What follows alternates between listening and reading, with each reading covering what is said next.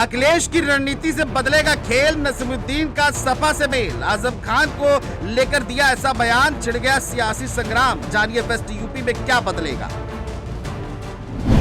नसीमुद्दीन सिद्दीकी के सपा में आने से कुनबा बढ़ गया है, लेकिन असली सवाल अब वेस्ट यूपी का है, क्योंकि 2027 की चाबी यहीं छुपी मानी जाती है। वेस्ट यूपी के करीब 26 से 30 जिलों में मुस्लिम आबादी औसतन 30 से 40% के बीच मानी जाती है। कई सीटों पर यह आंकड़ा 40% से भी ऊपर पहुंच जाता है। सहारनपुर, मुजफ्फरनगर, मेरठ, बिजनौर, अमरोहा, रामपुर, मुरादाबाद जैसे जिलों में मुस्लिम वोट निर्णायक भूमिका निभाता है। करीब 70 से ज्यादा विधानसभा सीटें ऐसी मानी जाती हैं जहां मुस्लिम वोट बैंक चुनावी परिणाम को सीधे प्रभावित करता है। ऐसे में अगर ये वोट एक मुश्त किसी एक दल की तरफ झुकता है तो पूरा गणित बदल सकता है। यही वजह है कि नसीमुद्दीन सिद्दीकी का सपा में आना सिर्फ एक नेता की एंट्री नहीं बल्कि रणनीतिक चाल माना जा रहा है। बसपा में रहते हुए उन्होंने पश्चिमी यूपी में मजबूत नेटवर्क खड़ा किया था। कांग्रेस में रहने के दौरान भी उन्होंने कई जिलों में अपनी पकड़ बनाए रखी। अब अगर सपा उन्हें पश्चिमी यूपी की जिम्मेदारी देती है तो ये भाजपा और रालोद दोनों के लिए चुनौती बन सकता है, खासकर उन सीटों पर जहां मुकाबला त्रिकोणीय होता जा रहा है।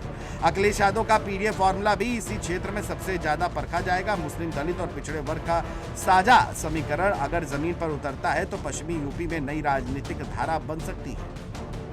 नसीमुद्दीन सिद्दीकी का बयान कि आजम खान बड़े भाई हैं और रहेंगे, इसी रणनीति का हिस्सा माना जा रहा है, जिसमें मुस्लिम नेतृत्व में एकता का संदेश दिखाया जा सके।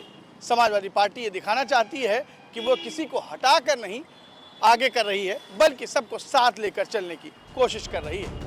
राजनीतिक जानकारों का मानना है कि पश्चिमी यूपी में 2013 के बाद से जो ध्रुवीकरण हुआ उसने चुनावी नतीजों को प्रभावित किया। बीजेपी को उसका लाभ मिला, लेकिन अब अगर विपक्ष एकजुट होता है तो मुस्लिम वोट बैंक में बिखराव कम होता है तो मुकाबला कड़ा हो सकता है। नसीमुद्दीन की सक्रियता से सपा उस बिखराव को रोकने की कोशिश कर रही है। यह भी ध्यान देने वाली बात है कि पश्चिमी यूपी में सिर्फ मुस्लिम वोट ही नहीं बल्कि जाट, गुज्जर, दलित और पिछड़े वर्ग का भी बड़ा प्रभाव है। सपा की रणनीति ये दिखाती है कि वह एक ऐसा सामाजिक गठजोड़ तैयार करे जिसमें हर वर्ग को प्रतिनिधित्व का भरोसा मिले। नसीमुद्दीन का अनुभव और उनका संतुलित बयान इसी दिशा में संकेत देता है। अब देखना होगा कि क्या उन्हें संगठनात्मक रूप से पश्चिमी यूपी का चेहरा बनाया जाता है या पर्दे के पीछे रणनीतिक भूमिका दी जाती है। अगर वे सक्रिय चुनाव की कमान संभालते हैं तो मुस्लिम बहुल सीटों पर सपा का प्रदर्शन बेहतर हो सकता है। भाजपा भी अपनी रणनीति बदल सकती है, क्योंकि उसे पता है कि पश्चिमी यूपी में छोटी सी चूक बड़े नुकसान में बदल सकती है। फिलहाल इतना तय है कि अखिलेश की रणनीति ने सियासी संग्राम को तेज कर दिया है। नसीमुद्दीन सिद्दीकी का सपा से मेल